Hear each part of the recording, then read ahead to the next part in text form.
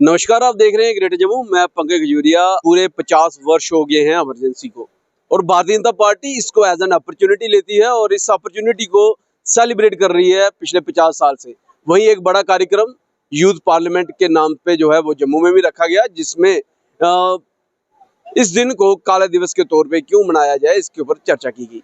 क्या कुछ पूरा कार्यक्रम रहा, जिसमें चीफ गेस्ट के तौर पे MOS डॉक्टर जितेंद्र सिंह जी मौजूद थे। आइए देखें।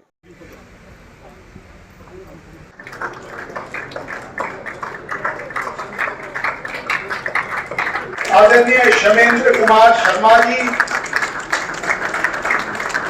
तालियां रुकनी नहीं चाहिए, कल घूमना चलती रहनी चाहिए। ओंकार सेठ जी, आदरणीय सतीश सेठ जी, आदरणीय कुलदीप कोटवाल जी,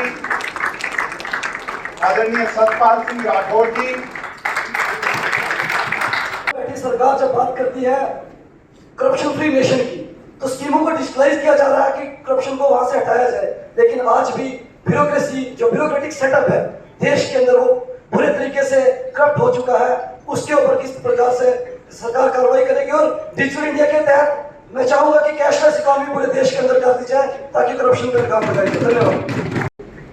या तो ये ब्यूरोक्रेट रिटायर हो जाएंगे या ये धरती से रुखसत होंगे तो नहीं बहुत आएगी। But if you see the political corruption, जैसे मैंने कहा था कि आयोग का एविडेंस बात करने का, 11 साल में मोदी जी के मंत्रिपरिषद के किसी भी सदस्य के ऊपर कोई भी भ्रष्टाचार का आरोप नहीं आया। Where before 2014 it was a norm.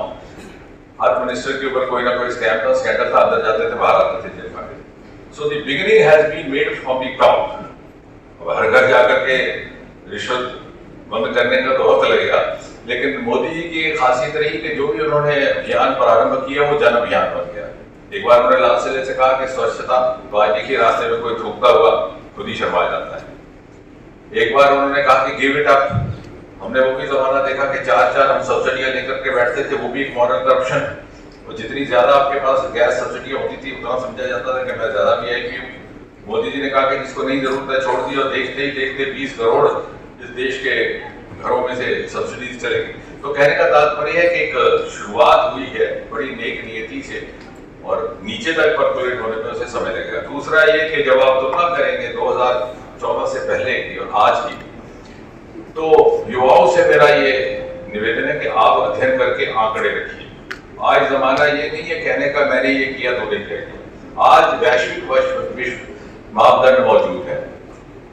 अगर आप युवाओं को ही लीजिए, क्योंकि युवाओं की सभा नहीं तो मैं तो फिर सारा दिन बोलता रहूंगा। जो 25 साल हमने काम भी यही किया, क्लास में लेक्चर देने के। लेकिन युवाओं की बात करें तो before 2014 we were just about 350 startups. And the concept of startup in India was unknown. Today we rank number 3 और ये दुनिया मानती है with about 1.7 lakh. हमारे यहाँ एक ग्लोबल इनोवेशन इंडेक्स हुआ करता है। ये कोई भारतीय जनता पार्टी या भारत का नहीं है। इन ग्लोबल बेंचमार्क्स को अध्ययन करिए और उनके आधार पर अपना तर्क करिए। ग्लोबल इनोवेशन इंडेक्स पर we were only number 80, today we are number 39।